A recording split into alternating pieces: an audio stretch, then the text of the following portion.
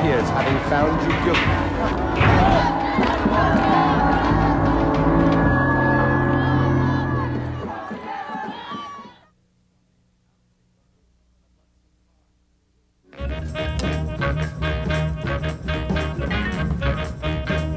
Keep on marching. Keep on demanding. Keep on working. Keep on struggling until he's free and until all of us are free. Until justice rolls down like a mighty stream. Until justice rolls down like waters and righteousness like an ever-flowing stream. Mumia, we're with you, brother. We're with you today. We're with you tomorrow. We're going to be with you until you walk these streets again.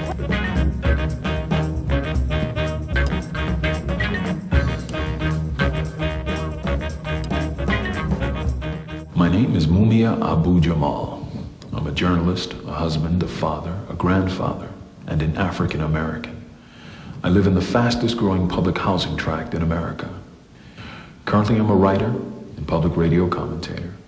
I've been a resident on Pennsylvania's death row for more than 15 years. Mumia Abu Jamal is a former Black Panther journalist and radio commentator. He wrote about racism, police brutality, and repression, especially as experienced by the black community. He was an outspoken critic of the Philadelphia Police Department, who was framed in the death of a white policeman and has been on death row since 1982. Over the years, there has been a growing national and international movement to stop his execution and to free him. They tried to cage me in all the ways they could. They tried to kill me in the street, you know. And every attempt they've made has been a bitter failure for them. And that's why, when you think about it, why were these people so upset that this guy didn't want to write a book? Well, they're upset because now their sons and grandsons are going to be reading about that nigga, and about revolution, and about the teachings of John African, and about the MOVE organization. Well, that's there. So, you know, as long as people is fighting, you know, don't sweat the small stuff. You're doing what's right. As long as people are rebelling against this repression. Mr. Jamal is a father, grandfather, and husband. He was born into a poor family in Philadelphia. It was in the 1960s, during the emergence of the Black Power movement, that Mumia and hundreds of thousands of black youth began to develop a broad political consciousness that challenged the national norms of white supremacy. I was beaten into the Black Panther Party.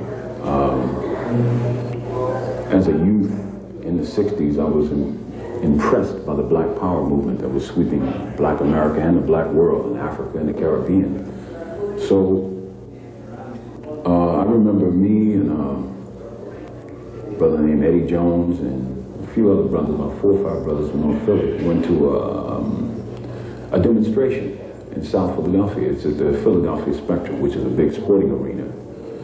This was 1968, and it was the presidential nomination of George Corley Wallace III. I think that's his name. He was running for president on the American Independent Party. In retrospect, it's kind of crazy to think that we would go down to a demonstration in South Philadelphia, which is like predominantly white, and protest against George Wallace coming to Philadelphia. But at that time, you know, we believed that it was our city as well. So we did it, and every one of us got our asses kicked by plainclothes policemen. You probably heard the tale, I beat you so bad your own mama won't know you. Well, it has a particular relevance to me because as I was laying in the hospital, charged with assault and aggravated assault and beating of a police officer, my own mother walked by me, looked me dead in the eyes and kept walking because she couldn't recognize me. I was beaten unrecognizable. I was in my mid-teens at that time. From that period, and from those experiences, from me having to go through the hell of that, and seeing the complete lack of power of people to resist that, I was attracted to the Black Panther Party, you know. Plus, you know, stuff I was reading, Ramparts magazine, and which turned me on to other radical materials to read. So because there was not a functioning, active Black Panther Party at that time, we founded one and built one in Philadelphia. You know, I was the lieutenant of information. So my function was really propaganda, and putting out information in support of the party and about the political situation in Philadelphia. So I like to say I was beaten to the Black Panther Party. You know. Trained by the Black Panther Party as a revolutionary journalist, Mumia left in the 1970s, where he published and broadcast challenging and critical pieces on the Philadelphia Police Department and Mayor Frank Rizzo. The Rizzo years were years of police brutality. The Rizzo years were years when brutality reached epidemic proportions and became internationally infamous. Stopping African American driving cars, it was beating prisoners, it was beating prisoners in handcuffs. That this agitation's been going on for weeks. And something should. I'm not critical of the school board. I'm sure they have a difficult job, like we police. And I'm sure that they're doing their best. And I'm sure that they're going to try to correct it. But let's just talk about Palmer and Mathis. For weeks, they've been in the areas of schools, inciting kids. Black power this, black power is beautiful. What did the school board do about it? They should do something about it. And I'm hoping they do. But I'll say this for the record. The Philadelphia police are going to do their job. That I promise.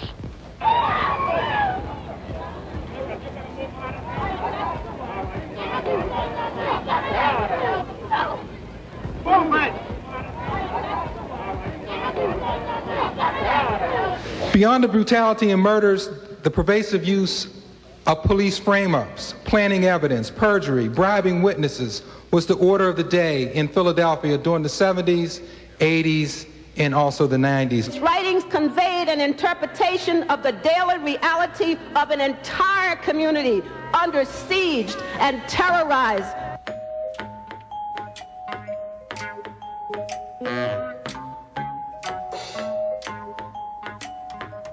It is the analysis that he promoted with that weapon called the pen that was produced by his mental framework, which was a gift from God, that made him a threat and a soldier in this war that we are still engaged in today.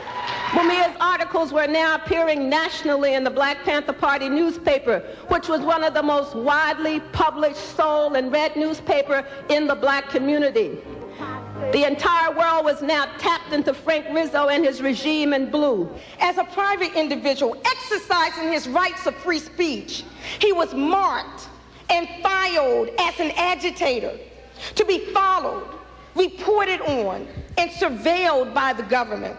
Throughout the Rizzo years, the mainstream media ignored police brutality. There was a study done by a lawyers group in 1970 that said that the city's daily newspapers, the two largest ones at the time, the Inquirer and the Bulletin, deliberately took just the police version of events. There were a handful of journalists who courageously covered it, black as well as white, one of whom in the late 70s was an eloquent journalist, one who had been a reporter for much of his life, a gentleman named Mumia Abu Jamal. It is the analysis that he engaged in that made him a threat to the system. And so the conspiracy emerged. And it emerged back in 1968 or 69. And they looked at this young brother and they said, if we don't stop him, we're going to have a problem. So they waited and waited and waited, just like birds of prey, to the appropriate time.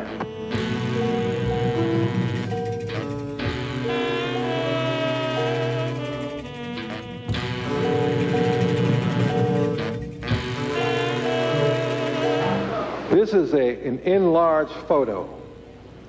They call him Wesley Cook, we call him Mumia. Of Mumia back in 1972. Another photo of Mumia as a Black Panther.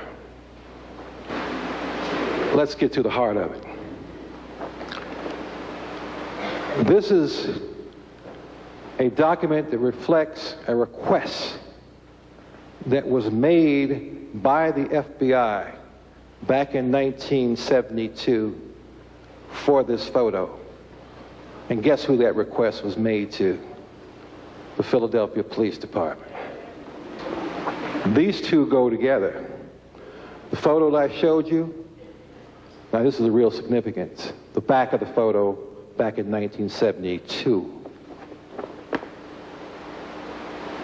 At the bottom of this photo are written 4 letters. D, E, A, D. Dead. Even back then, the FBI was involved in this conspiracy, and they are still involved in this conspiracy. What happened the day this tragedy occurred? Picture yourself on that Philadelphia street corner in the early hours of December 9th, 1981. The area is bustling with nighttime activity. Your attention is drawn to the scene of a black man pushed up against a Volkswagen being viciously beaten with a flashlight by a white police officer. Suddenly, the police officer is shot. Another black man approaches the scene and is himself shot by the officer. No less than 5 witnesses who were at separate locations, unknown to each other, saw someone run from the scene. At least 2 of them said the person who shot the cop fled. Mumia Abu Jamal was the man shot by the cop. When police arrived moments later, he was found sitting on the curb near the wounded officer, himself bleeding and gravely wounded.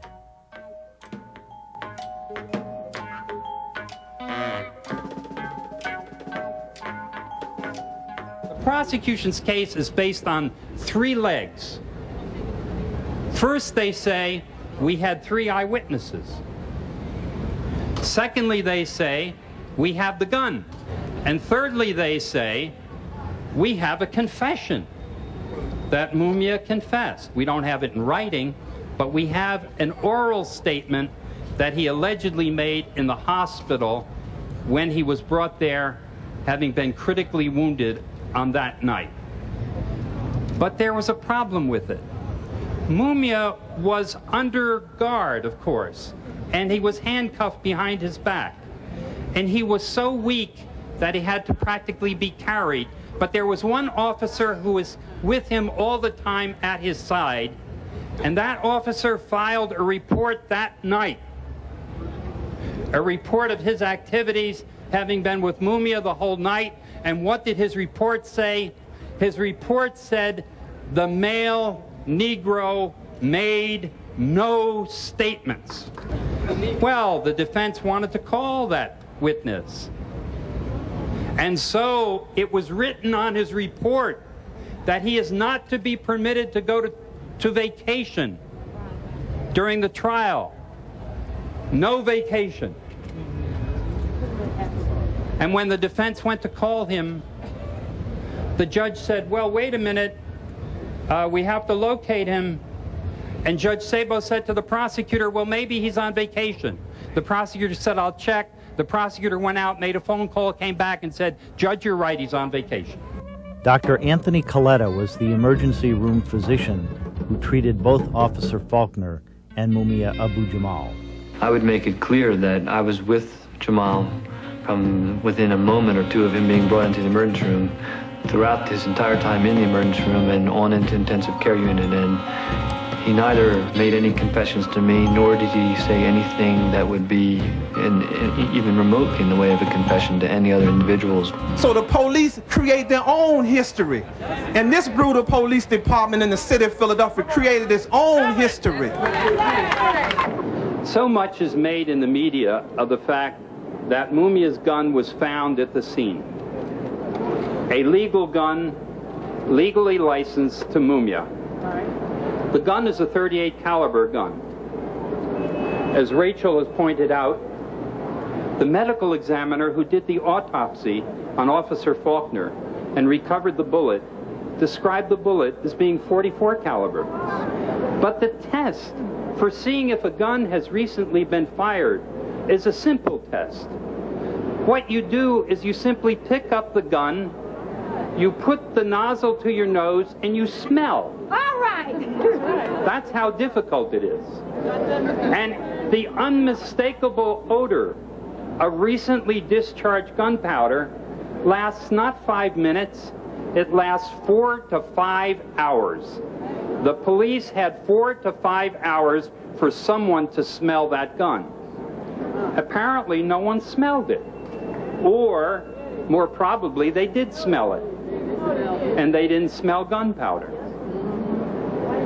But if someone is a suspect and charged with killing a policeman, and you have that suspect in custody within 5 minutes, which they did in this case, what do? You take a cotton swab and you swab their hand and you pick up the residue of recently fired gunpowder and you send it to the FBI and they do a neutron activation test and they can tell if that person recently fired a gun. It's a simple kit that does this. They had Mumia, they handcuffed his hand to a hospital bed. It was right there. It hadn't been washed. And they are telling us they never put a cue stick to that hand to get the lead residue or the gunshot residue. I submit either that's gross negligence in the shooting of a policeman, or more likely it did happen and they didn't recover any residue on Mumia's hand. William Singletary, he was there at the time. He observed what took place. He observed two individuals run from the scene. He observed that Mumia Abu Jamal was not the shooter. He wrote this down when he was questioned by the police shortly after the incident occurred, on not only one occasion, but 2 occasions. And then they had an old Negro detective by Detective Green who was interrogating him. And Detective Green said, "Mr. Singletary, my boss says that that's not enough. That's not good enough. You got to come up with another story. And you're a businessman, aren't you? And you want to keep your business, don't you?" That's what Detective Green told William Singletary. And so William Singletary, because he was concerned about his business, he ultimately ended up signing a statement that was drafted for him by Detective Green. Cynthia White, back at the time of the trial, was facing 38 criminal, or she had a record with 38 criminal charges. She was serving 18 months in prison. She had about 3 or 4 charges presently pending against her. So she was the perfect candidate for the intimidation mechanism in this conspiracy. So they came to her and they said, "Cynthia, if you play ball our way, if you tell the story other than the way it was, but tell it according to the script that we're going to give you, i.e. that Mumia had a gun and that Mumia shot Officer Faulkner, then we will not only let you work on the streets selling your body, but we will forgive all of the cases that are currently pending against you, and we will even arrange that you are released on the case that you are presently incarcerated in." And of course, she yielded to that. And she stated, in essence, at trial, that she was there on the scene, observed the shooting, and in fact, that she observed Mumia with the gun and shoot Officer Faulkner. That, in fact, as we know now, was not the truth. We've got the testimony of Veronica Jones, and she admitted to us that after lying, and she testified as to why she lied. She had a present pending charges against her. She could have spent substantial time in jail. She had children at the time, young children. And of course, she succumbed to the pressure as well. But the most important thing about her testimony is that Veronica Jones has come back as Singletary as other witnesses, she has come back. And she has admitted to us that they were falsehoods, but even more importantly, she has indicated to us why they were falsehoods. She is an important witness because she has described how the level of intimidation and the mechanism of intimidation was transpired, and how it occurred, and how it was carried out, and how it gave rise to the withholding of actual evidence in terms of the actual portrayal of events that occurred on the night of December 9th, 1981, that was withheld from this jury that ultimately led to the conviction of Mumia Abu Jamal and the sentence of death.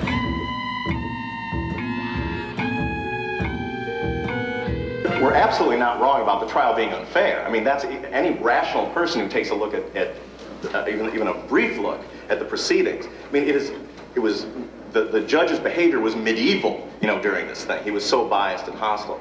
A mountain of evidence was withheld from the defense. Evidence the jury didn't hear, which could have exonerated Mumia. I mean, the slain officer had the driver's license of a third party on his body. 5 witnesses saw 1 or more men running away from the scene. Right? The jury didn't, that was information that was hidden for 13 years. Neither the defense nor the jury who convicted Mumia originally got to hear that information. You certainly cannot convict a man until an unbiased judge and an unbiased jury has heard all of the facts, has heard from all of the witnesses, has been able to weigh all of the evidence. He certainly can't execute that. Give the man a fair chance. Give people that have been persecuted in this land a fair chance to really become equal instead of all that talk. The jail cells in America have been a one-sided crime. And I watched Mumia's lawyer, who did not respond at all. The prosecutor attacked me for being a lover of police slayers because I had supported Assata. And I was attacked. My credibility was attacked in that courtroom. And I remember, because I watched a lot of Perry Mason myself, right? I looked at the judge and said simply to the judge, this is incorrect. I'm not a lawyer. What Malcolm had done for so many of us is to remove the fear within our hearts. The fear had resurfaced again in this place called Philadelphia.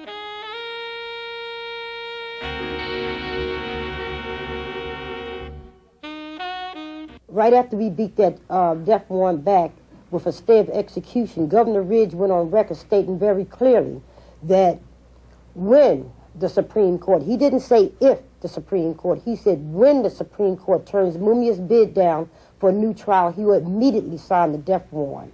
Right after that, State Senator Dole, State Representative Michael McKeon also stated very clearly that they were going to introduce legislation to make sure that Mumia did not, you know, escape the death hole of this government. What they introduced through President Clinton, the Effective Death Penalty Act states very clearly that in order to get a federal habeas corpus is granted to people of relief when a person is shown that the government has not given them a fair trial. After hearing all of our witnesses in 1995, Judge Sabo said he disbelieved all of them, and he believed all the police.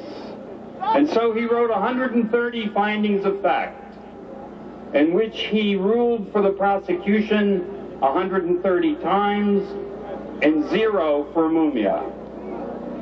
And this Supreme Court of Pennsylvania says, well, now we will look at what Judge Sabo has decided. And they said under our standards, if there is any evidence whatsoever in the record to support Judge Sabo, then we have to stand by his findings.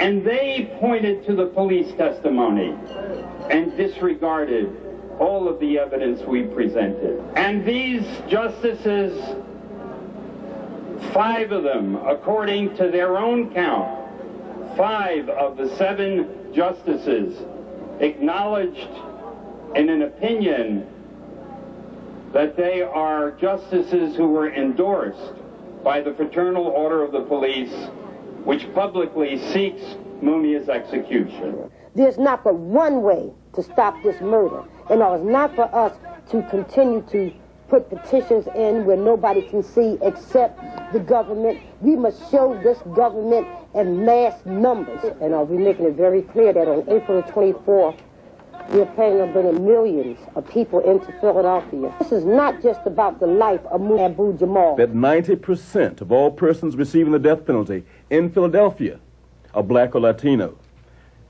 62% statewide, even though outside of Philadelphia, blacks and Latino comprise only 4% of the population. In Strasbourg, the European Parliament passed a resolution condemning the death penalty in the United States, but gave specific reference to Mumia Abu Jamal and Leonard Peltier, applauding these men, but noting also they had been condemned to death because they have exposed the criminal hatred harbored by the U.S. legal and political systems for the poor and people of color. I think I heard no later than just this morning as I was driving the boast that this is a nation of laws. And we are so proud of the fact that this is a nation of laws. But how good are these laws when the laws are in the hands of a Judge Sabo? When the laws are in the hands of people who are biased, when they're people who have negated and dehumanized people of African descent. While we are speaking about the justice system as it has treated Mumia Abu Jamal, let us also realize that it is a nation which has been built upon hypocrisy. The United States is on trial.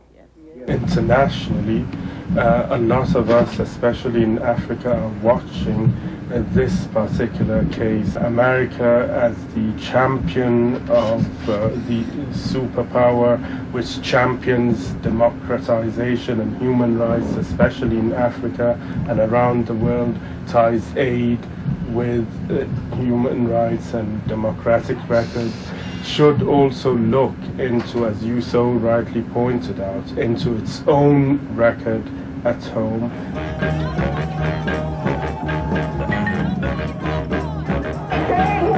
Bring out tens of thousands of people to Philadelphia to say there will be no business as usual in Philadelphia. If we have to, we'll shut this city down. Shut on the campuses in the high school, the trade unions. We want to get the word out in every city. If we have to go in and crash media events, we'll do that too. This movement has to break out beyond this core. It has to go out to millions of people across this country.